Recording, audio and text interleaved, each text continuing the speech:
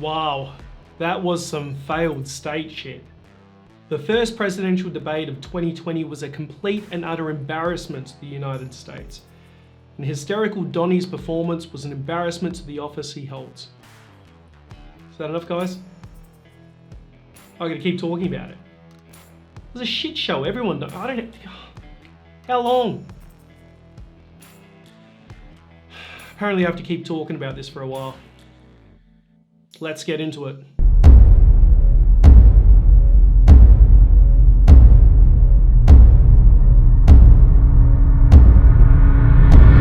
We came to fight.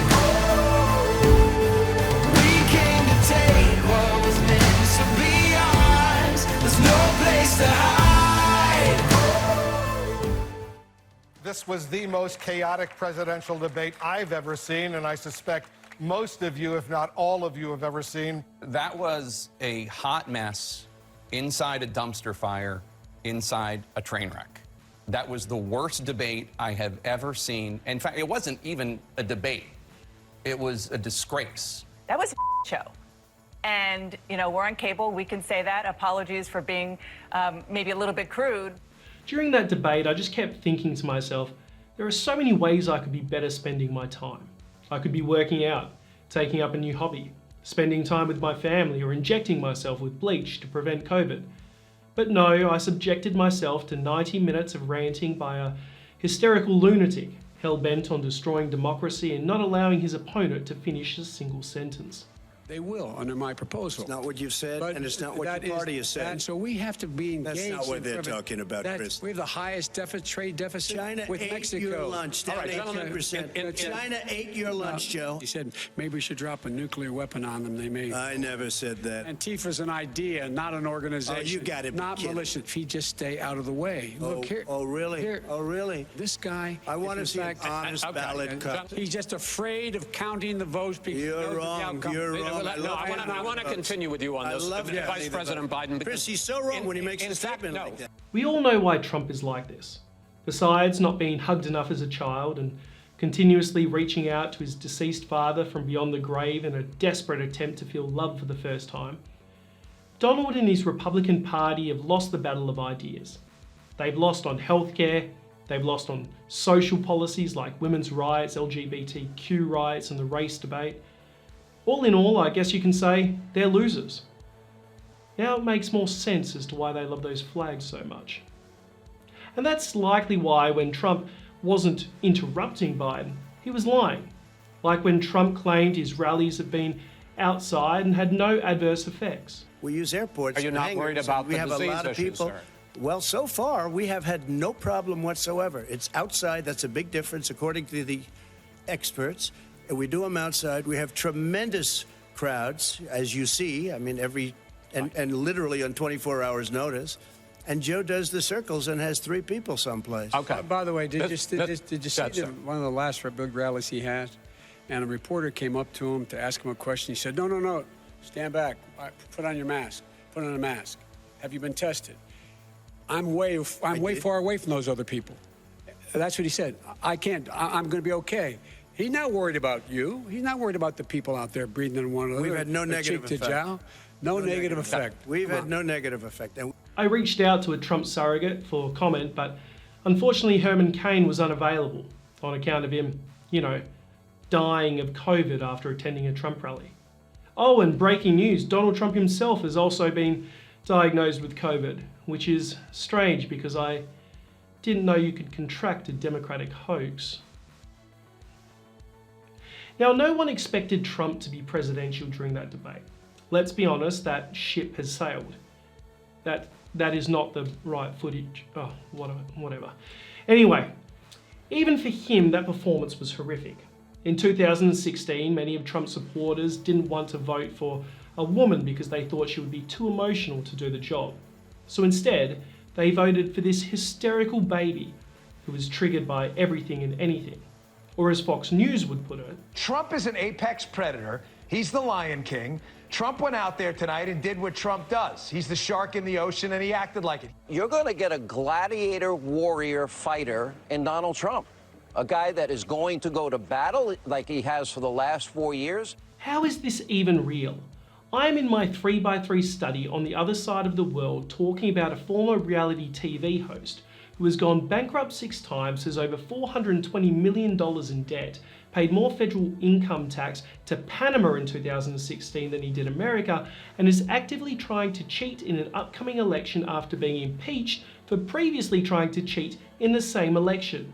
And that guy is the President of the United States. And to add insult to injury, listen to what he said when he was asked if he would accept the results of the election. They're losing 30 and 40%. It's a fraud, and it's a shame. You have been charging for months that mail-in balloting is going to be a disaster. You say it's rigged, that it's going to lead to fraud. But in 2018, in the last midterm election, 31 million people voted mail-in voting. That was a quarter, more than a quarter of all the voters that year cast their ballots by mail. Now that millions of mail-in ballots have gone out, what are you going to do about it? And are you counting on the Supreme Court, including a Justice Barrett, to settle any dispute? Yeah, I think I'm counting on them to look at the ballots, definitely. I hope we don't need them in terms of the election itself. But for the ballots, I think so. But take a look at West Virginia, mailmen selling the ballots. They're being sold. They're being dumped in rivers. This is a horrible thing for our country. This is not going to end well. Likely, because there's going to be a huge increase in mail-in balloting, that we are not going to know on election night who the winner is, that it could be days, it could be weeks. Could be months. Until we find out who the new president is. So first for you, sir, finally for the vice president, I hope neither of you will interrupt the other. Will you urge your supporters to stay calm during this extended period, not to engage in any civil unrest? And will you pledge tonight that you will not declare victory until the election has been independently certified? President Trump, you go first. I'm urging my supporters to go into the polls and watch very carefully, because that's what has to happen. I am urging them to do it.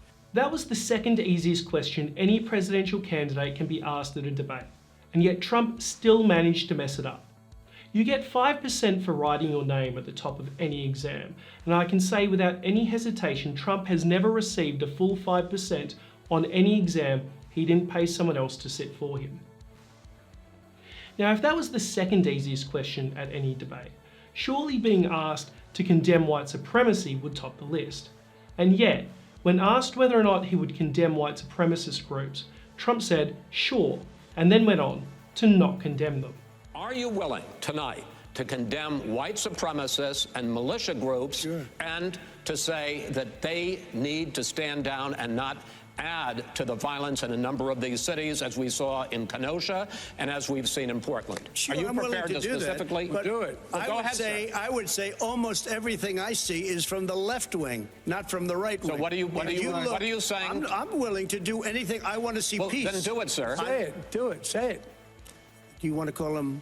What do you want to call them? Give me a name. Give me a white name. Supremacists and white supremacists and right Proud Boys, stand back and stand by. I'm urging my supporters to go into the polls and watch very carefully, because that's what has to happen. I am urging them to do it. That was the easiest softball in presidential debate history. Here is how that should have gone. Mr. President, do you unequivocally disavow white supremacy and white supremacists? Yes, I unequivocally disavow white supremacy and white supremacists. See? It's not hard. He didn't ask you to recite your other daughter's name. For the record, her name is Tiffany. I thought you should know that just in case you ever, cross paths. Now, we all know Trump can't condemn white supremacists at this stage. The Republican Party has spent so long grooming them and making them feel loved that it would be a complete waste of time. It would be like in the 6th grade when I had my Tamagotchi for 6 straight days. And when I was sleeping, my brother snuck into my room, stole it, hid it away for 2 days, and it died. Robert, I will never forgive you. But that's where America is. A Republican Party that is riddled with people who condone white supremacy and lie as easily as they breathe, headed by a leader actively trying to destroy democracy. There are so many words you can use to describe this moment. and this current leader of the free world. Sad, embarrassing, hysterical, tragic, but there's one word that really doesn't meet the moment. Don't ever use the word smart with me. Don't ever use that word. Donald, we agree.